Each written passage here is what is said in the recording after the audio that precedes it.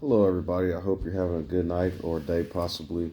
I had already made a couple videos earlier, so I really wasn't finna bother tonight. But I was watching China go off on American capitalism and Trump, and there's a lot of impersonators doing Trump right now. And then I ran across Ben Shapiro getting into it with Tucker Carlson. He's calling him an Iranian shrill and calling him all these names and stuff. Well, I guess what was happening is, I guess Tucker Carlson and some of the right wing media are saying if we go to war with Iran or if we deal with the Middle East, it's going to be bad. They're comparing them to Obama. Ben Shapiro's comparing Tucker Carlson to Obama, which is a terrible, I don't even know. That's like the dumbest. Anyways, the point is, and he said that they're the same because Obama used to say that if we go to war with the Middle East, it'll be a full scale war. But it sounds like they're trying to avoid a war. And so Ben Shapiro, with his ultimate knowledge and wisdom for the forefront of Zionism, I guess, is on camera saying it's not going to be bad if we destroy Iran. It's not going to be bad if we stop them from having nukes. It's not going to be bad if we blah, blah, blah. But before I get to my metaphor that I wanted to push off, I want to explain. Now, you notice how this little punk ass fucking scary ass little sissy is on camera talking about it's not going to be bad if we take. It's not going to be bad if we go to war. It's not going to blah, blah, blah. It's not going to start war. People like him don't hold any weaponry. They don't have to worry about shit. I think he's rich, and he's a part of an elitist fascist group that are pretending to be of Jewish or Semitic descent. And so the irony of the situation is this is what I wanted to bring up. I thought of it like a metaphor. Now, oftentimes you'll hear people talking about the synagogue of Satan.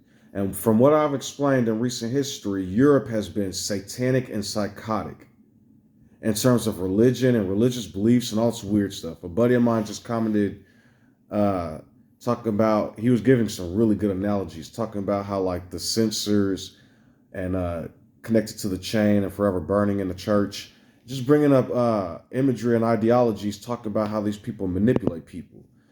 And it made me realize, if you remember in the Revelation, it says the people in the waters and the beast will hate the woman, so first they'll burn her off. So if you pay attention to Christianity, what do you always hear? Babylon, Babylon, Babylon. People call America Babylon. They call Catholicism Babylon. It's all blah, blah, blah, blah, Babylon. And so if you pay attention from the beginning of captivity, when all the people started like attacking different nations, it was Babylon. I told you all in written history it was Babylon. It was way back when too, in ancient days. But the point of what I'm saying now is, so the revelation, they'll attack the woman first, and then the rivers will burn the beast or whatever, or then it'll come back and attack the beast. Well, if you pay attention to what's happening, what the right wing is doing is, if imagine the Jewish people were under this, like, or not Jewish people, but Zionism and all this capitalism and colonialism is under a satanic creed, right? And these people in the dark are doing some sick satanic manipulative stuff, including different churches and religions. Catholicism's in there. Because before I get to the rest of this metaphor, the oldest writings of any Bible, the oldest Torah is from 1000 AD. The oldest Bible is from like, English Bible is the Wycliffe and William Tyndale from like 1300 and 1500. The oldest anything or manuscript from anything biblical that they have in its full entirety is, I think, it's called the Sinaiticus Codex Sinaiticus, which I think is the Dead Sea Scrolls. And it's all from Latin. It's all from the Pope within Rome. And so you guys are all basically under this Roman. Anyways, the point is, what racist, Nazi-like, Zionist type, fascist type people are doing right now is, let's say the Jewish people or the Zionists or the people that have this control that's doing all this conquering, let's say they're the king on the board and it's a chess game. And on this chess game, the king finally has all this power, and he has, Europe has this power and things are going wild and they have all this money and this technology and infrastructure. But then all of a sudden, all the pieces on the board start ignoring the king, turning around and attacking the king. Because what do most people in all these right-wing countries do and say? We don't like the Jews. The Jews aren't a part of us. Jews, sneaky, steely. But they're the Caucasians with the power right now. Everybody kept saying Kamala was going to be a problem for the Middle East and blah, blah, blah. But Ben Shapiro is advocating for Trump, and so are all these other Zionists. Because I warned you all about Trump long ago, but you all still wanted to vote for him. Many of you did. And so the revelation is, and I was talking to another buddy about this, the revelation is strangely coming true, but I think it's because the whole world is putting this book in their head and they're being manipulated by the words. And so I'll give you an example. If people learn about Judas, they avoid doing anything like Judas, and then they fulfill something unaware, living to be not like Judas. And so what I'm basically trying to explain to you guys is doing that is essentially fear. That's not bravery or courage or any of those things. That's fear to not do something. And so when you're guided by fear, you end up doing stupid stuff. And so I've been sharing a couple of games of chess where, ironically, I'm black. And I've trapped the king on the white side of the board one time with my king, myself, so to speak. It's funny. But I think I'm going to share the video titles. One of these is one of those times. But this one, I caught the king with a rook and a pawn. And I think I might have been white this time. But essentially, the point is, in a metaphor of things, the beast in Death in the Grave is destroying itself. And if I'm going to pay attention to real history based on the only oldest manuscript that we have of any book, which is from the Pope in Rome, and the Vatican's on top of this Egyptian graveyard and all this, I'm telling y'all, man, this stuff is dark. And so the Pope is the dragon. The Rome, all that is the dragon at the moment, because in lore, you had the pharaohs and stuff, which was created by Siberians, Assyrians, the Aryans, and the Hyksos, which never mixed. The Aryans and the Hyksos never mixed. And so they're just a pure blood of Semitic people still. So in 2000 BC, the Hyksos and Aryans and all them invaded Mesopotamia and the Indus Valley and all that. Then the Aryans did, and Siberians.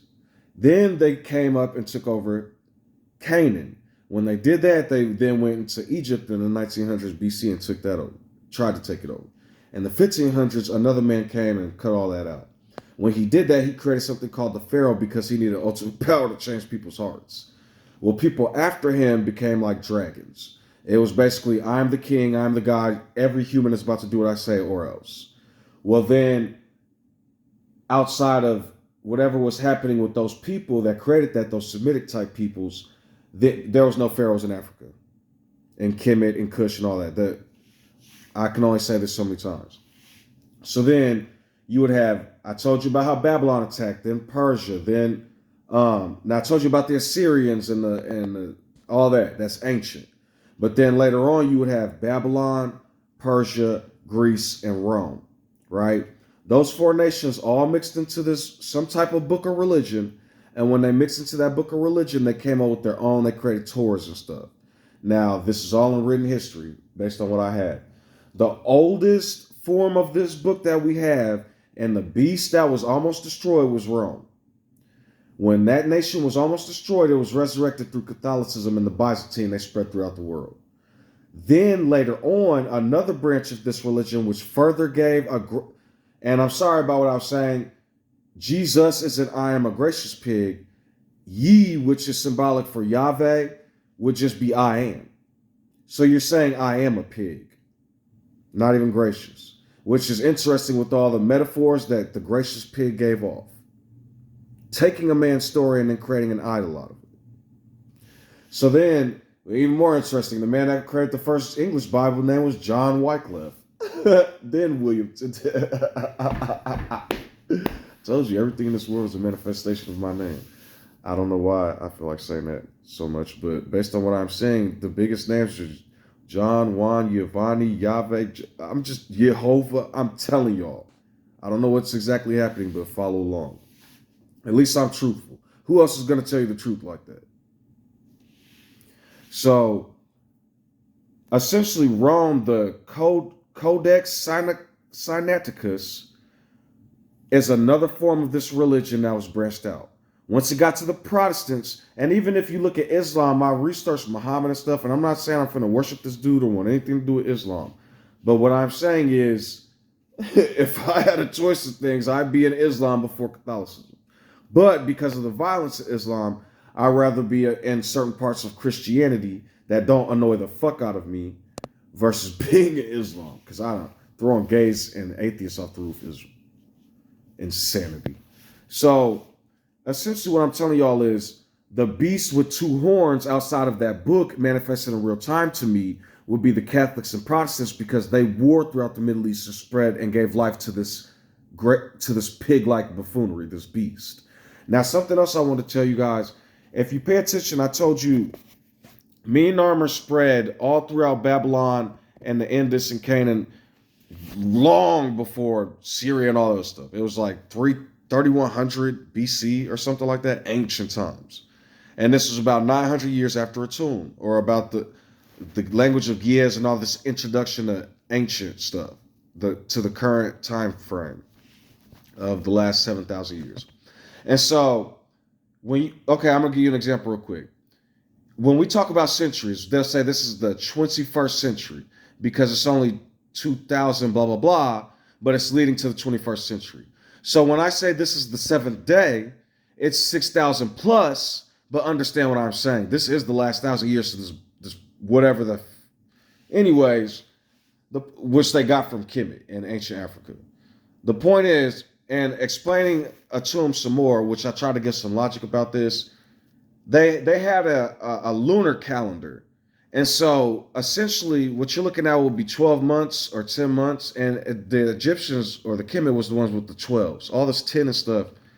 I'm telling you all, because 12 is I'm not going to get into that. That has to do with math and numbers. And I'm not into numerology. I'm talking about computer programming and computer science. Like you'll have hexadecimal systems. And anyways, the point is they had months. So 10 years in those days would have just been 12 months now, or 1 year.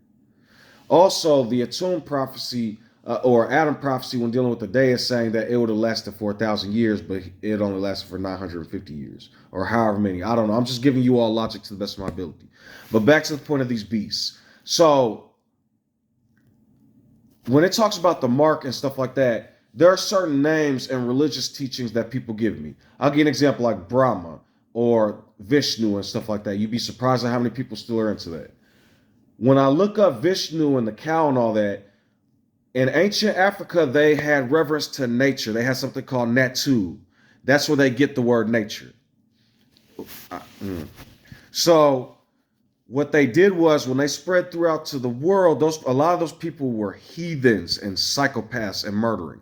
If you'll notice, Noah, which is Pharaoh with an N instead of Ro, what he did was he spread a whole bunch of law. When he spread that law, they essentially were being given new teachings and whatnot. Well, then you have it to where these people are becoming corrupt, powerful, raided, whatever, and then Babylon appears in ancient times in Assyria. Those people were being introduced by Aryans, Assyrian, Syrian, Aryan, Siberian. They were light-skinned Asians. But look at Putin. If you look at Putin, he still looks kind of Asian next to the Asians. But if you look at Trump, he looks more Anglo-Saxon, British, right? The reason I say British or Irish, because it's blonde, golden hair. And so, maybe Scottish or something. Anyways, the point is, you would have there, and I told you all there's different species of white people too, or Caucasians. There's so many species of humans, just like apes and cats and everything else. But people are so caught in this biblical lore that they're not really trying to understand the ideology of evolution. They just go, oh, we're not monkeys. And they're skipping a whole bunch in between. That's like when somebody comes up to you and goes, oh, this blah, blah, blah about God and Jesus. And you give them a whole bunch of scriptures. They miss the in between, right? You're doing the same with science. Right. So essentially, the idea when me and Armor spread all these ideas, you can tell that Africa spread through the Indus Valley because they have reverence to cows, right? So when Moses came down from the mountain, okay, so Abraham, which is Brahma's ham, right, went back into Egypt or Kemet. When he went to Kemet, he plagued the Pharaoh, right, and those people, and was given a bunch of riches. Now, what's the beginning of civilization? Babylon and Mesopotamia. Where's Abraham from? Babylon and Ur. I'm not lying with what I'm saying. It's like pure wisdom and logic. And so what happened was when those Hyksos invaded Africa, they brought their psychotic animal sacrifice crazy ways, but they reverenced cows. Who else does that? Think about what I'm telling you. It's still alive in human history today. And so then when Moses came down and destroyed those teachings, sort of speak, then you have a new way to where people are eating meat again and doing certain things, but they're also following these covenants and these laws. Okay, so watch what I'm about to tell you. In Judaism, based on from even when Babylon was introduced to the Torah and the Babylonian Talmud and all this other stuff, how many different rabbis created gittins and laws and mitzvah and all these other things? Now think about what I'm telling you from ancient times, from the 42 laws of Muah and the 12 judges and the feather and all that. They created millions of teachings which turned into men becoming oppressors. And so the idea is the reason that the Pope and Rome was the dragon today is because Catholics and Protestants are still bearing that mark from that name of being a pig. They worshipped animals and it was fucking animals and other men. And it spread throughout the world until different men who were creating different levels of consciousness were battling. I call them prophets, holy men, scientists, philosophers. Greek had prophets, but they were called philosophers. I'm telling you, when I read some of the philosophers' words, I was like, damn, they was lighting these psychos up. So, not everything is evil and not everything is good. You have to discern for yourselves and know what's right for you. But when you discern for yourself, you have to learn and understand truly. Because people are playing in this book, the Bible, and instead of treating it like a book or a book report, they are turning their souls into wood and rocks and turning into stone. Look at Sodom. Why is Sodom called Sodom? Why are there people called Sodomites? Why is it called Sodom and Gomorrah? Why is it called sodomy? They were teaching to hump other men for God. They were teaching to kill children for God. These sick rituals and teachings from power remained in the dark. And now there are people doing rituals where we're like, oh, that's holy, that's this, that's that. And really, you don't even know that came from a psychopath from thousands of years ago. The Babylonian Talmud, the Talmudian Gomorrah and all that, you guys have no idea where this stuff is from. I told you, if you look up the suffix and the prefix and the different words in Nebuchadnezzar, oh man, I have to go back and research that. Nebuchadnezzar, I'm sorry, that's why. What's that guy's name? The king of Sodom, the king of Bahum. Like I can't. The king of Sodom, Melchizedek. Melech Zedek means the Jews of Melech. I'm telling you guys, Melech used to be a god. And that's where the valley of Hemnoch comes from. They were sacrificing children in that valley for gods. And so, I'm telling y'all know not what y'all worship. And the Pope has been the dragon because he has the oldest form of this stuff. And instead of giving real history, they have been lying and manipulating people and hiding things. That Israel is right behind them. They are the biggest perpetuator. Talk about we're the beginning. It was the Torah. But first of all, y'all were not in no African, and the only African history y'all were in and stuff like that were conquering and killing. And then when Islam finally came back and fought the Byzantine, which was Africans and Arabic people, or Semitic, whatever you want to call them, Middle Easterners, I don't know, so many names for stuff. When they went up and took through Morocco and took Spain, like how I said they did before I even did any of this research, they was teaching them how to bathe and all. They were teaching them how to build, bathe, do everything. It was like heathenistic. You guys keep saying Greece and Rome. I think those people were barbarians. They even wrote how amazing Africa was, dude. I can't keep up with the lies. It's because the more research I do, Whenever somebody opens their mouth, dude, it literally sounds like farts. Like, it's like that episode of South Park where Cartman met those people with butt faces, and he laughed so hard that he lost his funny bone. Like, sometimes I lose sight of the comedy behind it, and I get mad when people say certain stupid. People will come up to me and be like, they found Noah's Ark. And it's like, bro, the Mediterranean and all that area floods constantly. Of course, there's going to be a story about floods from those ancient days.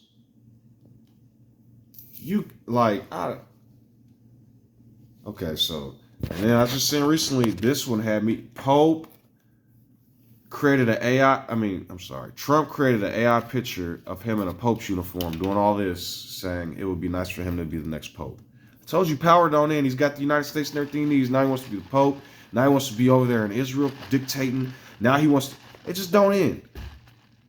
And then when you idle dead men, it gets worse, because then you're just in your imagination with the same, I want to worship something or be powerful, but then put it on their name. Sus is Latin for pig. Yehovah or whatever. Actually, people saying Yahusha, that sounds close. Yahweh or whatever they were saying. But the ye is I am, and sus is a pig. So when you say Jesus, you're literally saying I am. So when you say God and Jesus, you're saying I am invoking power because I am a pig. Or I am invoking pig-like powers. I'm telling y'all, you are. I wish more people in the church would listen to me. Because they'd be the main ones. Which I told my buddy, I don't think people believe in God, dude. I really don't. I think at the base core, people are just afraid of something and hoping that they roll the dice in the dark. And if there is a God, he's like, all right, well, you tried to worship me or something. Because they know that everybody knows that if there's a God, they always, well, if there's a God, he's not going to blah, blah, blah, he's going to be, they all do it.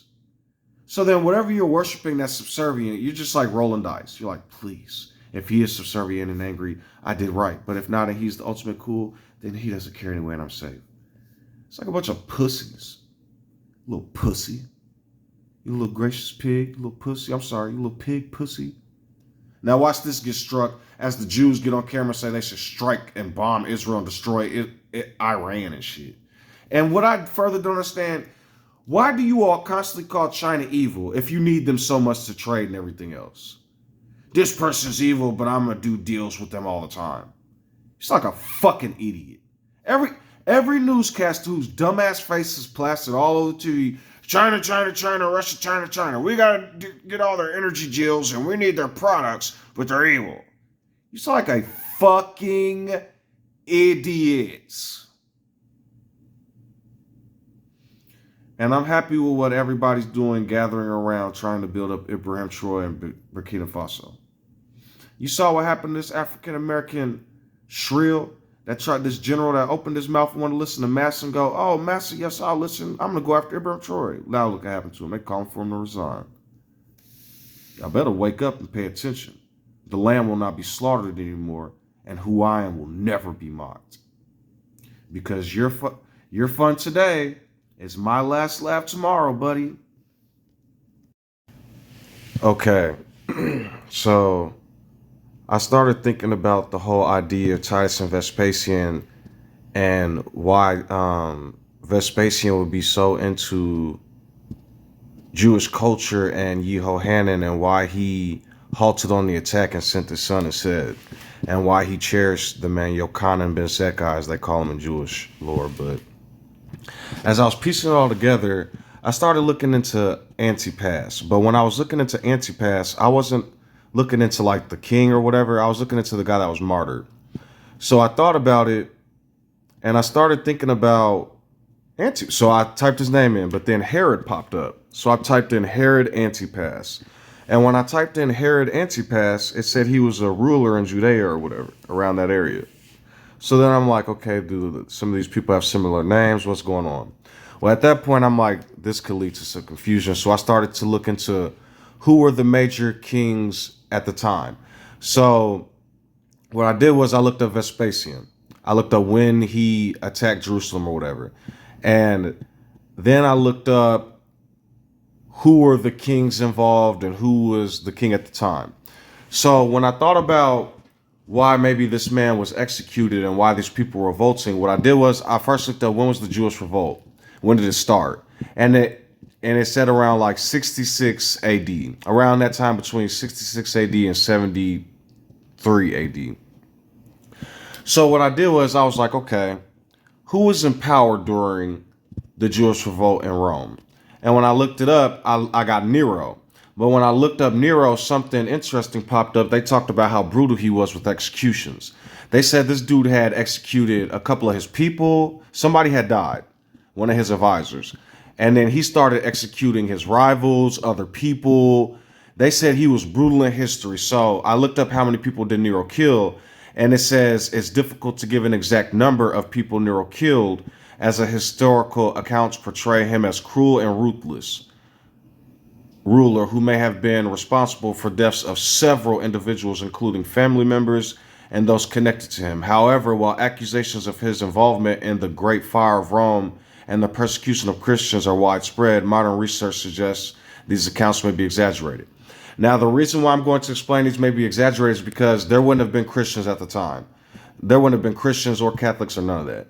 At the time, he would have been persecuting Jewish people. And the reason why this is significant is because a part of Judean culture is that they had, especially in those days, if I'm saying this correctly, they didn't say the names of certain things. Not only did they not say the names of certain things, even in written history, the way they invoked power was they basically believed in the heart it was a spirit or an idea of something, and they had laws for these things. More laws have been created over time, but the idea is you didn't bow to anybody but the Most High. If you read the Bible and some of these books, you will see some of the punishments of people who didn't worship the Most High. So what you would have is when this guy got in power, you would have an ideology of these kings spreading throughout land. And so before I even talk about this, I want to show you the idea, because in the Roman times, just like how the pharaohs were gods, Roman Caesars were gods or whatever, that you had to bow to them eventually. So how much territory did Rome have during 60 AD? Right? I want to give you a general idea. So if you look at a lot of this map right here, the Roman Empire was spreading throughout a lot of this area, throughout this sea and throughout this area. And so I can show you other maps and stuff like this, right? They had control of all this area. Well, the problem is, as you see, they came down here to Jerusalem, to a very strong, fiery people. And so the reason why I bring that up is because now you have a situation where I thought I was looking up Herod Antipas because he's considered the one that killed John the Baptist or something like that, or Herod is. But then when I looked at because these names in the Bible, I don't really like necessarily using the Bible for hard evidence. I like looking at carbon dating, history, archaeology, science, different stuff like that, even culture and lore and religion at the time, because that same ideology will help map out, even from the Bible, what's going on in real life.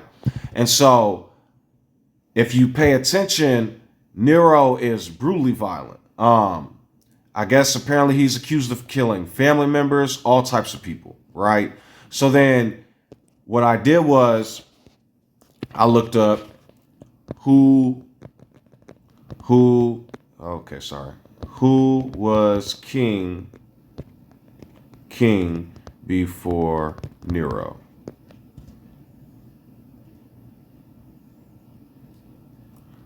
Claudius was the Roman emperor before Nero. Claudius ruled from 41 AD until his death in 54, after which Nero, his grandnephew and adopted son, became emperor. And so if you pay attention, Nero had a lot of stuff going on. And this is why this is important too. I think if this man Jehohanan is who I think he is, or Johanan, whatever, I think he was preaching against Nero and these Caesars. What ended up happening, and I believe his death was around 60-ish AD, somewhere in the 65, 66. JB, this is also funny. Not that situation, but my name. But anyways, the point is, did Nero have a coin? And so I am sorry for what I said about technically what I said about the Revelation was true. It wasn't written until the 1500s in English. You see how anything can later be, but I'm not an asshole and a narcissist, so I'm sorry. The revelation, from what I can tell, was in the Sinaiticus, Codex Sinaiticus. So I can apologize when I'm wrong at certain times. The revelation was here. But the problem with treating the revelation, okay, so like I said, I tried to be atheist, and when I read the revelation, the 1230 years came true from the time that codex was written until Protestantism, when a new word and be the 1200 years prophecy was true. The four beasts coming out of these four rivers and teachings was true. The 1500 years later, when the beast would come up out of the, I don't know how any of this is happening. I told you I was like an atheist. But then when I got out of like the paganism of it all and the fantasy of it all, this shit is true. I don't know how. But the more I like started to get afraid of hell and stuff, the Lord, if that's what we will call it, tore that shit apart like Samson tearing the lion up on the roadway. I'm just being honest. I mean, every point and logic and knowledge where any hell, any religion, any torment came from, I don't. So anyways, back to this. Nero did have a coin. And the crazy part about this coin is that the coin was coming out well before John was, or Yehohanan was crucified. And so Yehohanan would have had knowledge of all this. He would have been writing about the beast and following Rome and getting caught in their religion and all this. And then eventually Rome became Catholicism. But then in fighting Catholicism, the Protestants ended up becoming the same thing, being the same religion in a different skin or cloak. And so in all honesty, in real time, these Romans and people would have been the dragon. Catholicism would have been the beast because it healed Rome. And then Protestantism would have been the false prophet. You can change at any time. You're not condemned to hell. A lot of these words have been manipulated by kings. And just as it is written, any man who add a word to this book or prophecy, the judgments will be added to them. That shit lived out. I'm sorry for my language if you cannot handle that. But the point is, I believe this man had because another interesting thing is, why didn't he deal with it himself? Did Nero send Vespasian? Did Nero send Vespasian? That's all I really got to type in. Yes, he sent Vespasian to suppress the Jewish revolt. Why was there a Jewish revolt? I think Nero had Yehohanan killed. This dude was basically like how they were saying the Pharisees and everybody hated this man. I think they are lying. I'm telling you. I think this man was major and powerful. It says he had a whole bunch of sages and all kind of stuff, and he was guarding the temple and everything. He was a young man coming up, and he was prophesying and stuff. They had him killed, but when Vespasian went to go deal with it, Vespasian ended up liking this man. So what ends up happening? Watch this. Vespasian said this man was going to be the emperor. Yehohanan said this man was going to be the emperor one day, right? Before he got killed. Watch what happens. Did Vespasian send Titus? When Nero, I believe, had Yehohanan killed, I believe he started I believe he poked a hornet's nest. If that's what, yes, he sent Titus. Now, even Titus has a book in the Bible. Are you guys seeing what I'm saying? So, where did Titus get this information and knowledge? Nero was suppressing and destroying the revolts, right? Who is Josephus? The greatest brother in Egypt, the one that led the word. Technically, this is true because he lived on and created a legacy with the Pharaoh in the Pharaoh's house. And he carried the word into Egypt until it left Egypt again and came out as... Holy, this cannot be real. There's going to be a joke show in the future. It's going to be called When the Messiah Didn't Even Believe That He Was with the Messiah. I don't understand. So this man, right, was in the middle of it all. He basically went to go teach Rome and all that. I'm sorry, because as I teach and say things, I start to learn things in my heart more and more. And I start to see things, and it's like, I don't know, man. I told y'all this is like not cool for certain reasons. I just want to be a regular dude, which I am, but I don't want nothing to do with. I'm not nobody's king. These people are murderers. Um, I'm gonna give a tribute at the end of this video, but for right now, let me just. Sorry, I think about people who get like crucified and killed a lot, man. Don't crowd camera. Hold on, give me a second.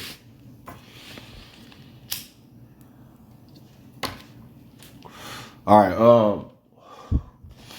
So Josephus, in all tracks, it makes sense. I'll call him Cephas. The first man that kissed the Lord was Jehohanan, which they turned into the betrayer, Judas, and they say he marked himself in the field and blah, blah, blah.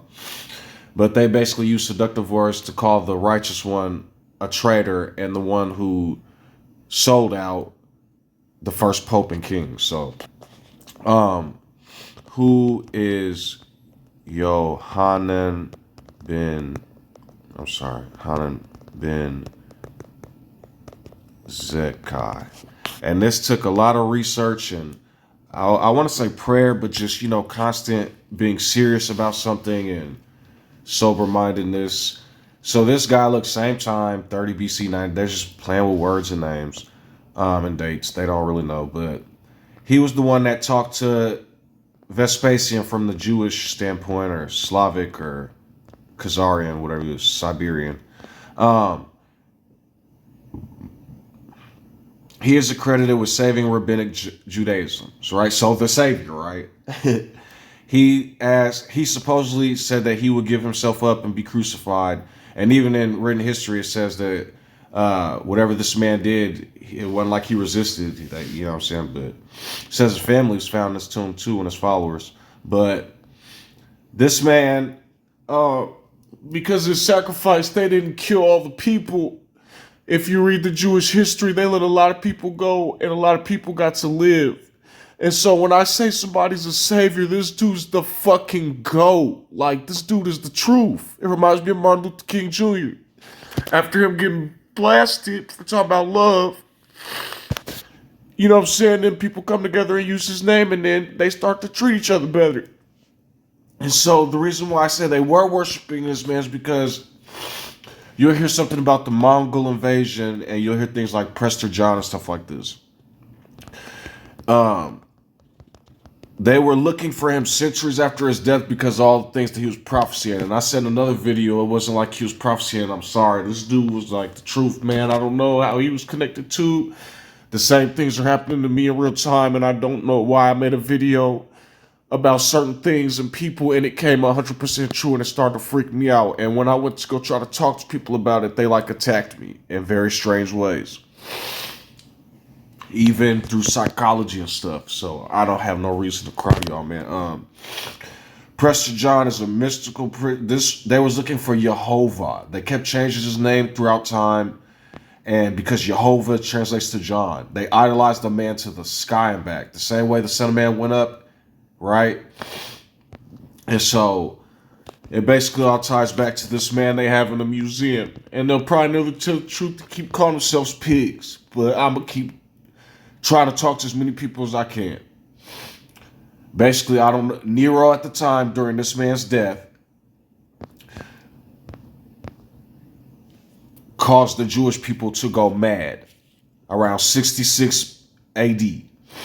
After that revolt, after he died, then basically they sent Vespasian and Titus to deal with it. Nero died eventually.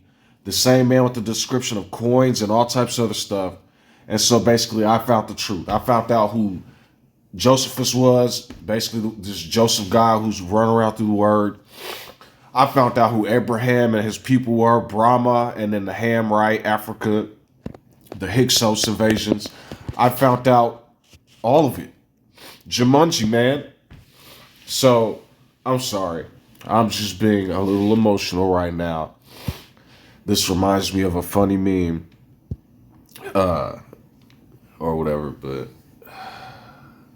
I'm just trying to give y'all information to the best of my ability. If you want a more accurate, I believe this was the guy that was the emperor at the time, right? And then when did Antipas died. I'm sorry. Herod Antipas died. So if you pay attention, this Herod Antipas, who was in the... Look, he died 39 AD, right?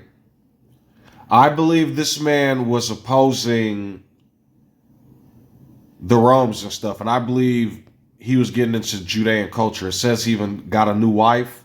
I think he was mixing into Judaism. I'm not 100% sure. He could have been violent. I don't know.